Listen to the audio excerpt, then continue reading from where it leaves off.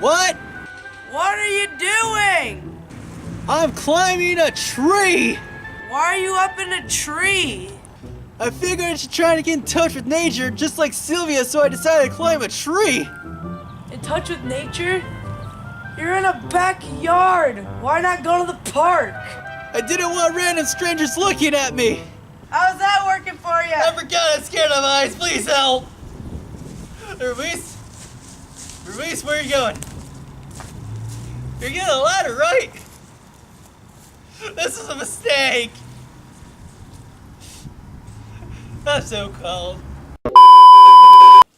Hola chicos, my name is Rodrigo Sanchez, and today we're learning some literature theories and criticism.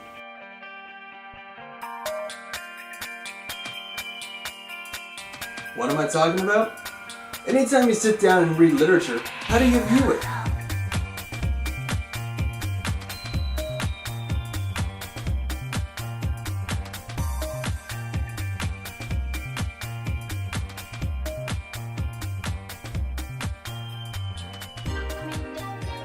By using literary criticism and literary theory, this could help. Literary criticism is a discipline and includes everything from a glowing review to a thoughtful and balanced interpretation. It's not like saying, "This story sucks!" Ah! Ah! Criticism can be broken down into evaluative and interpretive. Evaluative seeks to determine how accomplished a work is and what place it should hold in the story. Interpretive compromises all writing that seeks to explain, analyze, clarify, or question the meaning and significance of literature. It's used in a number of these criticism where you can help make understand a story or some moments better. But there are some that could help you, but for timing, I'm only going to give you two. Here are the others.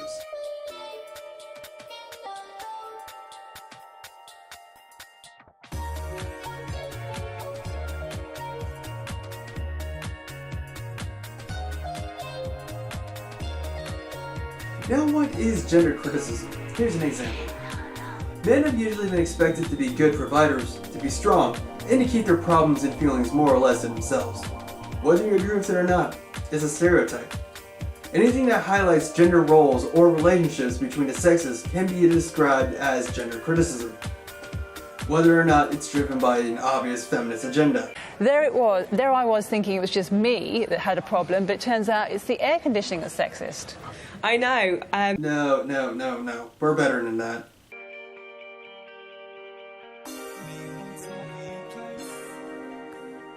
Structuralism is concerned with the structures that help us understand and interpret literary texts.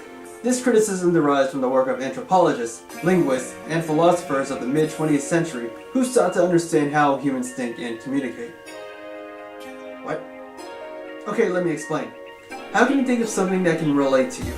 Let's say the main character is about to do a presentation for his finals project and is scared of speaking in front of everyone. Feel the tension now? Okay, I got this. Alright. Finals, alright, let's do this. We can understand a text only by placing it within the broader context of culture and the background of the author and their perspectives. Sometimes a little research can help you understand better. Like, did some event cause the author to create a story like this? You'll never know if you don't look it up. And that concludes my presentation. Thank you, everyone.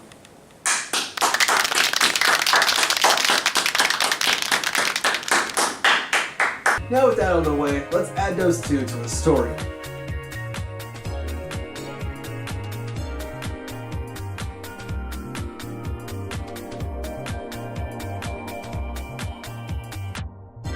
We're talking about manly man! Yes! Mom's gonna kill me!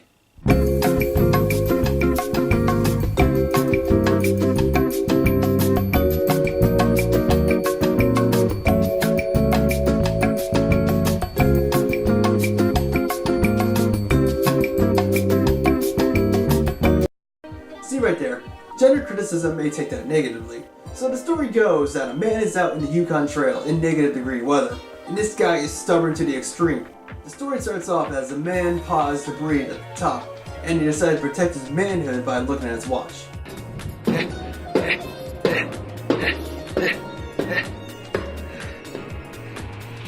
I'm not tired. I'm not tired. I'm just looking at my watch. Looking at my watch.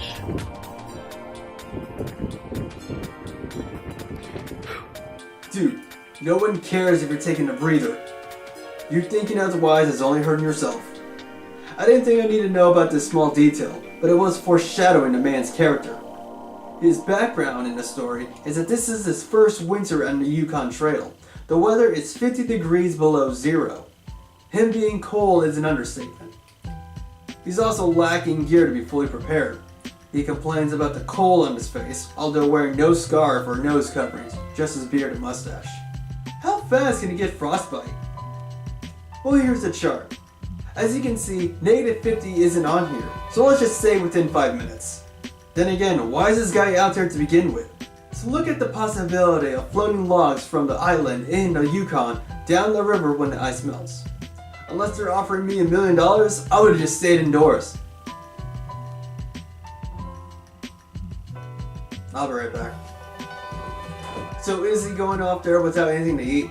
No, he's with a sandwich, wrapped in a handkerchief, under his clothes, and he's pressing it to keep it warm. Otherwise, the bread will freeze. I think we need to remind you that this story is made in 1908, so going to something like this is not a real thing. As he hikes, a wolf dog follows him, knowing that this is no time for traveling. The wolf dog is actually smarter than the man.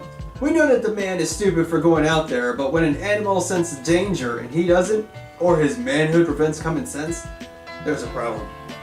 But this won't be the first mistake he'll make. We said spoilers, right? He continues on and checks his watch, and he's been going 4 miles an hour. And he decided to keep going and arrive at the camp around 6, where the boys are at. Who are the boys? We don't know. All we know is that that's his goal now, to get back at camp and be with the boys. That's all we got going on this. The story repeats this phrase a couple of times. Now, he's been hiking for several hours now, and it's a miracle he doesn't have hypothermia or frostbite either. About that. The next page starts off with, what was a little frost? A bit painful, that was all, but it was never serious. Clearly, this guy doesn't know anyone that had frostbite, because this is what it looks like. Be glad you didn't see the real photos. It's not pretty. Maybe back then that's how men were. They didn't care as long as they get the job done. Or this macho man caricature is exaggerated to show how this mindset is going to get worse. So don't think a man doesn't need this or that when safety should be considered. As the story continues, trouble happens. The wolf dog fell into the creek and the man tried to help. I say tries because he forced the wolf dog to move across anyway. He removes the ice, but he forgot to make a fire while doing so, because now he's cold. He makes a fire and they both finally feel heat after a long journey. After eating his lunch, they take off, and the wolf dog doesn't have a choice. Knowing it's still too cold to make this hike, but for the sake of survival, he follows. It's like that last name only relationship, or that one movie where you had to depend on some goofball to help you to get to your destination, but without the jokes. Karma hits the man as he fell through the snow and was in knee deep of water, and he has to build another fire or he'll die. He makes the fire, but hindsight on the location. Under the pine tree, and the snow fell over the fire and him.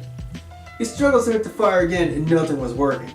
Frostbite and hypothermia finally starts impacting him as his efforts to relit the fire begin to be in vain. Out of desperation, he fires another match, and then adds it to the others, and then he burns his hands while keeping the bark in his hands burning. Oh, that's brutal. We're pretty sure his hands already frostbitten where he couldn't feel anything, and burn his hands will only make it worse for treatment. There isn't any complaints because he was that desperate to keep the fire going. I think we'd be glad he didn't set himself completely on fire. Too bad it didn't go so well. The matches fell in the snow, and the fire that was still there, but it didn't last. So the plan now is to try to kill the wolf dog and use his corpse as a hand warmer until his hands are warmed up to build another fire. The wolf dog sensed it and stayed back, because the man spoke with fear instead of his usual calm voice. When he did, the dog tried to walk over and the man tried to capture the dog. And it worked. The things you gotta do to stay warm may not be the most civil case, but survival does go to the fittest. The man couldn't do it. He released his grip. Men aren't that heartless. You could tell this was a young man, as he may have grew up with animals or never killed anything before. So the man realizes that he could die from this and makes a mad dash back to the trail, running to make it back to camp. He eventually fell on the ground and couldn't back up. The wolf dog was following, and when the man fell, he stayed by his side. And the man said, "You were right, old fellow," saying that he was warned not to go outside. His manhood led to his fatal mistake. Ignoring advice from his elders was his result. The wolf dog howled as he smelled the man's death, gave another howl before running off to the trail, knowing the camp is nearby. Well, not many would know what death would smell like, but people up north would know what freezing is. And the wolf dog doesn't have much use for a dead body anyway. What a story, huh? Well, that's a story about pride. You let your manhood get the better of you, and it might cost you. Or womanhood. I ain't sexist. That was again To Build a Fire by Jack London. My two criticisms were gender criticism and structuralism. Hopefully you have an idea how it works. Thank you for watching. Now I gotta work on my other two projects. This semester was weird for midterms. My name is Rodrigo Sanchez. Thanks for watching. Later, chicos.